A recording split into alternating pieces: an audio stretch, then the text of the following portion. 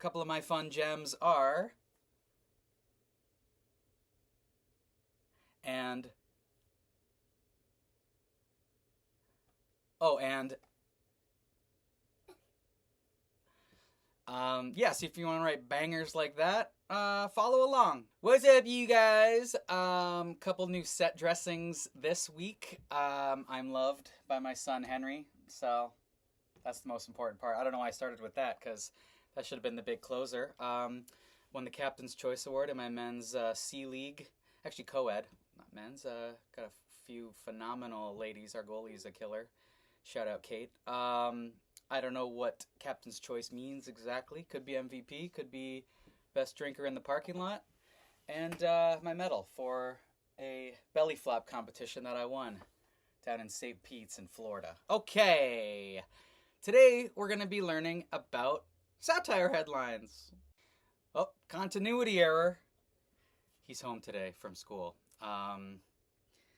This video is for anyone looking to write for sites like The Onion, The Hard Times, Reductress, many other amazing ones. The Beaverton, if you're in Canada, or just love Canadian culture that much that you want to write about it. Yeah, I write for The Hard Times. I don't write for The Onion, but my editor at Cracked wrote for The Onion for 17 years. He taught me a lot. And my editor at The Hard Times was the co-founder, Bill. Shout out Bill Conway, who taught me a lot about this as well. I feel like I got a good grasp on it, and I want to throw it your way. I will put the submission emails, all the ways you can hit up all these sites, in the description. Don't check those out right away, unless you feel like you're ready and you don't even need this video. Maybe you're a killer already. Maybe you're better than me. Who knows?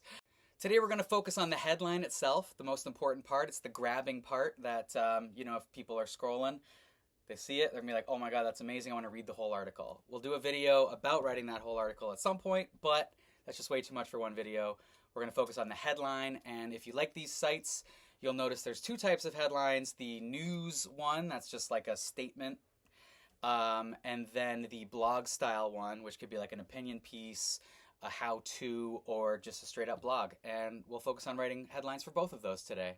The newsy ones are straight up, like house party forces sneakerhead to leave personality at the door.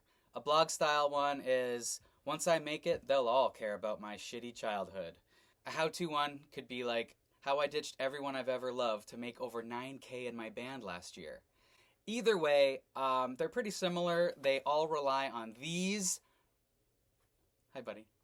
Put your head in all the way. Hi, that's Henry. Hi. Hey. Either way, they all rely on these 5 steps. Actually, he just wrote, the world is about to go exploding, people. So if you want to turn this video off and go... Hi. Turn this video off and leave because the world is about to go exploding. Lesson 1 is to have a clear target that you're punching up at, would be in the brackets here. Satire punches up. It's sort of comedy's tool to take on the man in some way. It wouldn't punch down. You wouldn't do a satire headline about homeless people or something. That would just be mean and terrible. It's really meant to get the reader on board. Like, yeah, it doesn't have to be so serious all the time. It can be very silly. Like the pills one in movies, it sort of just takes on movie cliches, but it's sort of like, a little, it's a dig. You want to have something you want to take down a peg or two, really. So when writing, like before you even get started, to have a little like disdain for something or animosity towards something, whether it's silly, is a great start. When we focus on the newsy one, like I'm gonna use as an example today, house party forces sneakerhead to leave his personality at the door. Obviously the target is sneakerheads, but materialism in general, I'm using sneakerheads as the target, but overall it's sort of like people that care about, material objects and think that having things is important. In the case of once I make it, they'll all care about my shitty childhood, that's not really satirizing the person. It's more satirizing like human nature in general, like wanting people to care about every little problem you have. For this kid, it's probably some upper middle class teen in the burbs who's like, my dad won't let me go to Six Flags today, something like that. Either way, have a clear target. Okay, Henry, take the elevator.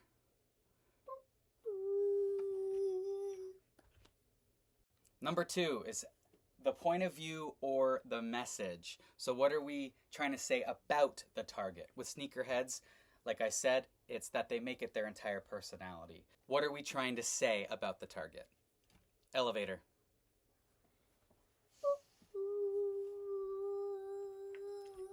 Thank you. It's down the toilet. Sticky gems. Why? Don't do that down the toilet. That's more of a garbage thing, okay? Sorry. It's okay. I call it burying the message because we want the headline a degree or two of separation away from the message itself. If the message is, sneakerheads make sneakers their entire personality, just saying that isn't a joke, it isn't funny, it's just a thesis statement. But getting away from it a little, we give the reader a lot of credit, because satire, you got to give the reader a lot of credit, trust that they know what's going on, that they will get it. We have to make readers read between the lines and have an aha moment, like, oh, I get what you're saying. Burying the message is kind of where the funny comes in. It's the little twist, you know what I mean? It's your little spice on the situation. For me, if the sneakerhead makes sneakers his entire personality, I wanted to put him in a situation where he doesn't have his personality. So a situation where he would lose his sneakers obviously would be a house party.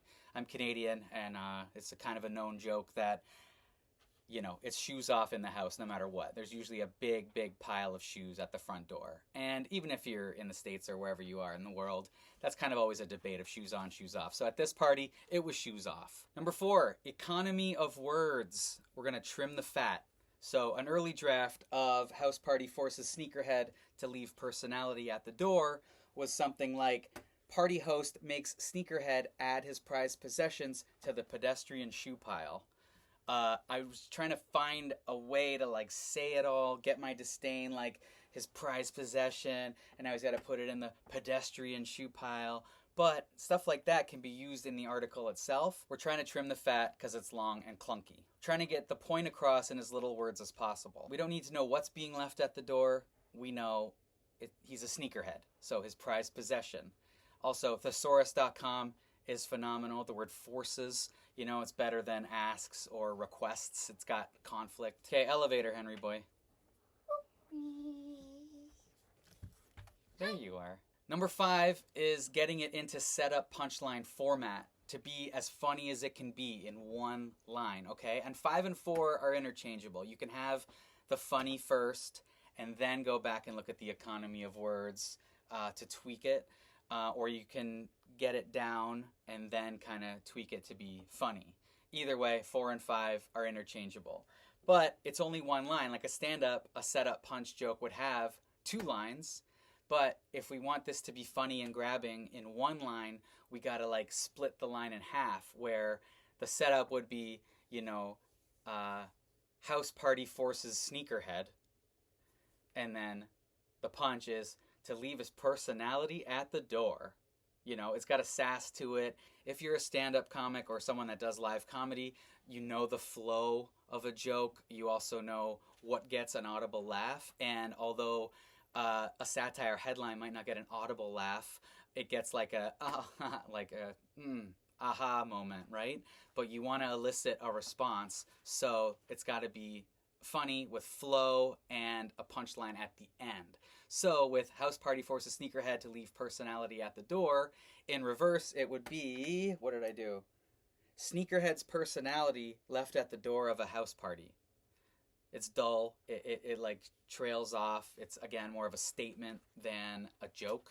So we wanted to rise up for the punch. And setup punch format kind of tells the story and has the twist at the end. So we can this is where we really visualize house party forces sneakerhead to leave personality at the door. I imagine a guy showing up to a party, ready to rock out, then forced to leave his sneakers at in that how-to. In the how-to one I mentioned earlier, how I ditched everyone I've ever loved to make over $9,000 in my band last year.